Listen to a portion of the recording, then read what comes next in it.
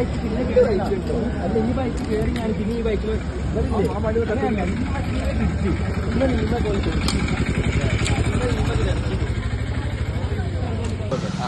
പോലീസിനെ വിളിച്ചോ? മെമ്പർ വിളിച്ചു. വൈറ്റോ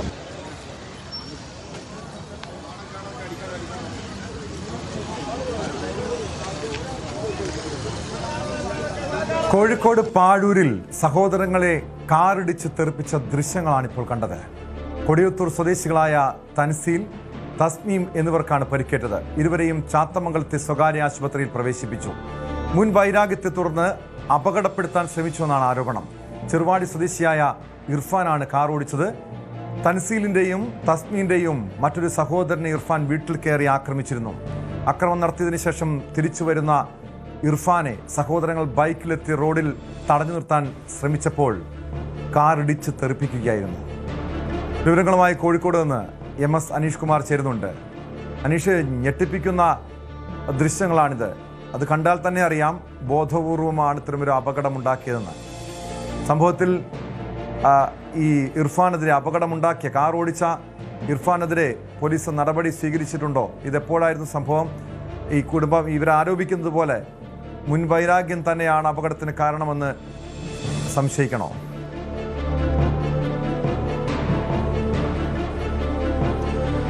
ടോം, രാവിലെയാണ് സംഭവം നടന്നിരിക്കുന്നത്. കോഴിക്കോട് കൂളിമാടിന് സമീപം പാഴൂർ എന്ന സ്ഥലത്താണ് ഈ അപകടം എന്ന് പറയാൻ കഴിയില്ല. ഒരു വധശ്രമം എന്ന് തന്നെ പറയേണ്ടി വരും. കാരണം ഒരു 2 യുവാക്കൾ ഒരു ബൈക്കിൽ ഒരു കാറിന് മുമ്പിൽ വരുന്നു. കാറിൽ നിന്നും കയ്യിലെന്തോ ആയുധങ്ങളും എടുത്തവർ താഴേക്ക് ഇറങ്ങുമ്പോഴേക്കും ആ വാഹനം നിർത്താതെ ഇടിച്ച് തെറിപ്പിക്കുന്നു. 2 പേരും റോഡിലേക്ക് വീഴുന്നു. ഇതാണ് നമുക്ക് ആ ദൃശ്യങ്ങളിൽ നിന്നും കാണാൻ കഴിയുന്നത്.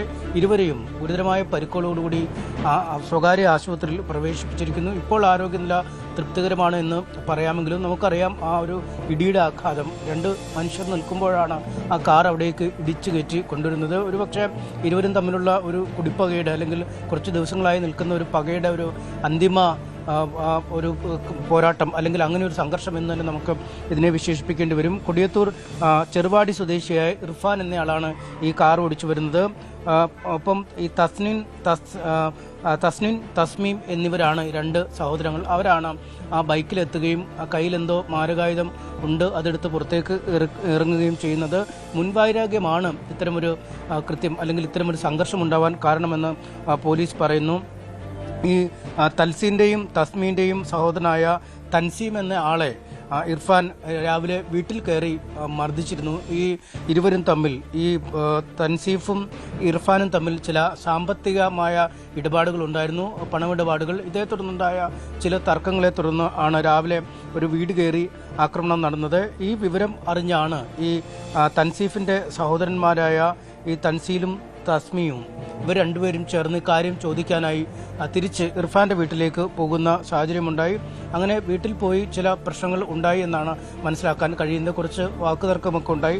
അതിനുശേഷം പിന്നീട് ഈ കാറിൽ പോന്നപ്പോൾ ആ സമയത്ത് ഇർഫാൻ വീട്ടിൽ ഉണ്ടായിരുന്നില്ല എന്നും അറിയാൻ കഴിയുന്നു. തുടർന്നാണ് ഇവർ ഈ ബൈക്കിൽ പോകുമ്പോൾ എതിർ ദിശയിൽ ഇർഫാൻ വരുന്നതായി മനസ്സിലാക്കുകയും വാഹനം ഇവരുടെ കൈവശമുള്ള ബൈക്ക് ഈ കാറിൻ്റെ മുൻവശം നിർത്തുകയും അവിടെ നിന്നും ഇറങ്ങി ഈ ആയുധവുമായി ഇയാളെ ആക്രമിക്കാനായി വരുന്ന ഒരു സാഹചര്യമുണ്ടായത്. എന്തായാലും അവർ വാഹനത്തിൽ നിന്നും ഇറങ്ങി നിന്നപ്പോൾ തന്നെ ഇർഫാൻ ഒരു തരത്തിലുമുള്ള ഒരു വേഗത കുറയ്ക്കുകയോ അല്ലെങ്കിൽ വാഹനം നിർത്താനുള്ളതിൻ്റെ ഒരു ലാഞ്ചന പോലും കാണിക്കാതെ ആ കാറ് ഇടിച്ച് 2 പേരെയും വഴിയിലേക്ക് തെറിപ്പിക്കുകയും ചെയ്തിരിക്കുന്നു. എന്തായാലും സംഭവത്തിന് ശേഷം ഈ ആളുകളൊക്കെ ഓടി കൂടിയപ്പോഴേക്കും ഇർഫാൻ സ്ഥലത്തു നിന്നും ഓടി രക്ഷപ്പെട്ടിട്ടുണ്ട്.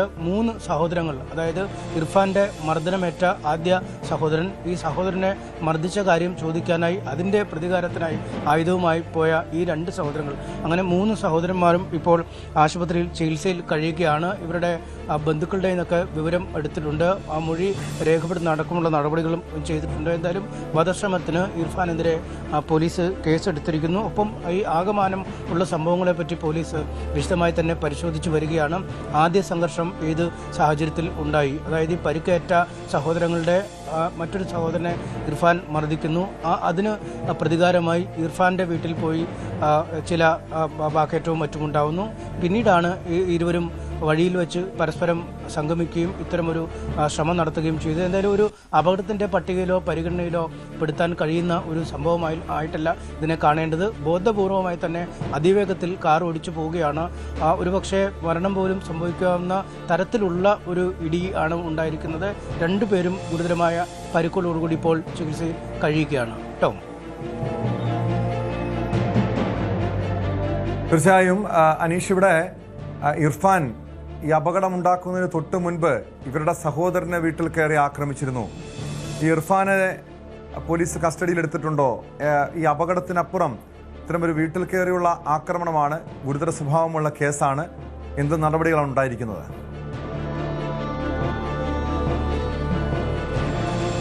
ഇർഫാൻ സംഭവ സ്ഥലത്തുനിന്നും അപ്പോൾ തന്നെ ഓടി രക്ഷപ്പെട്ടിരിക്കുന്നു എന്നാണ് അറിയാൻ കഴിഞ്ഞത്. ഇയാൾക്ക് വേണ്ടിയുള്ള തെരച്ചിൽ ഊർജിതമായി നടത്തുന്നുണ്ട്. ഇനിയിപ്പോൾ പോലീസ് ഇപ്പോൾ കസ്റ്റഡിയിൽ ലഭിച്ചിട്ടില്ല എന്ന് പറയുമ്പോഴും ഒരുപക്ഷെ കസ്റ്റഡിയിലെടുത്ത് ചോദ്യം ചെയ്യുന്ന പോലുള്ള നടപടിക്രമങ്ങളിലേക്ക് നീങ്ങിയെന്ന് പോലീസിൽ നിന്നൊരു വ്യക്തതയില്ല. എന്തായാലും ഇയാൾക്ക് വേണ്ടിയുള്ള തെരച്ചിൽ തുടരുന്നു എന്നാണ് പോലീസ് ഭാഷ്യം. രണ്ട് തരത്തിലുള്ള സംഭവങ്ങൾ ഇതിനു മുമ്പ് ഉണ്ടായി. അതായത് ഇർഫാൻ ഈ അപകടത്തിൽപ്പെട്ട അല്ലെങ്കിൽ ഈ വാഹനം ഇടിച്ചപ്പോൾ നിലത്ത് വീണ രണ്ട് സഹോദരങ്ങളുടെ സഹോദരനെ മറ്റൊരാളെ വീട്ടിൽ കയറി ആക്രമിച്ചിരുന്നു. ആ സമയത്ത് ആ രണ്ട് സഹോദരങ്ങളും അവിടെ ഉണ്ടായിരുന്നില്ല.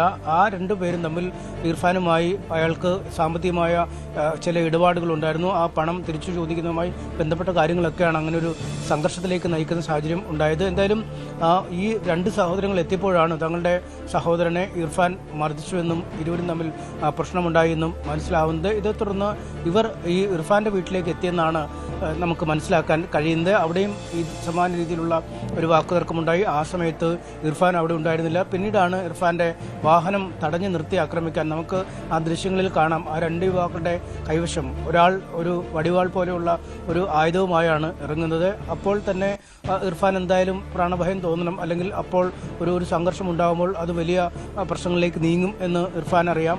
അതുകൊണ്ട് തന്നെ ആവണം ഈ ഇവരെ വകവരുത്തിയാണെങ്കിലും സ്ഥലത്ത് നിന്ന് രക്ഷപ്പെടുക എന്ന ഒറ്റ ലക്ഷ്യത്തോടുകൂടി ഇർഫാൻ മുന്നോട്ട് പോവുകയും അത്ര വേഗത്തിൽ ഓടി വരുന്ന വണ്ടി യുവാക്കളെ ഇടിച്ച് തെറിപ്പിക്കുകയും ഒരു ഞെട്ടിക്കുന്ന ഒരു കാഴ്ച തന്നെയാണ്. നമ്മുടെ നാട്ടിലൊക്കെ നടക്കുന്ന ഒരു സംഭവം തന്നെയാണോ ഇത് എന്നൊരു സംശയം തോന്നിപ്പിക്കുന്ന രീതിയിലുള്ളൊരു ഇടപെടലാണ് ഉണ്ടായിരിക്കുന്നത്. എന്തായാലും കർശനമായ നടപടികൾ ഇക്കാര്യത്തിൽ ഉണ്ടാവും.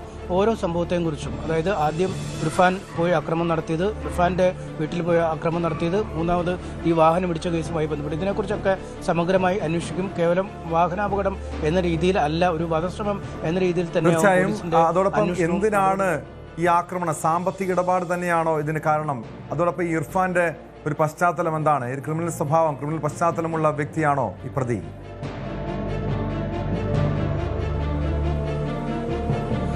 അതേക്കുറിച്ചുള്ളൊരു കൃത്യമായ വിവരങ്ങൾ നമുക്ക് ലഭ്യമായി വരുന്നതേ ഉള്ളൂ.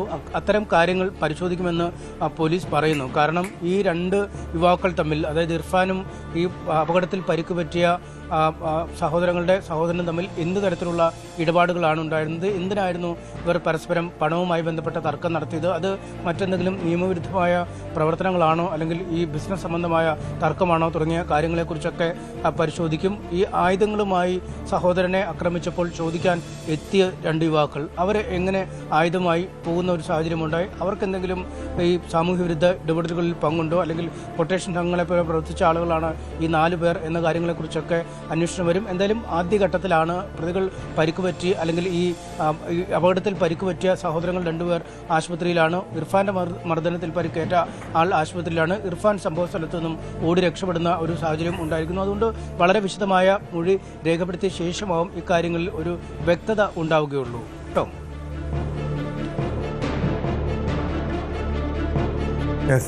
വ്യക്തമാണ്.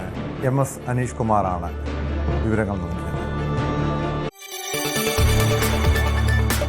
കൂടുതൽ വാർത്തകൾക്ക് News 18 Keralam YouTube channel subscribe ചെയ്യുക.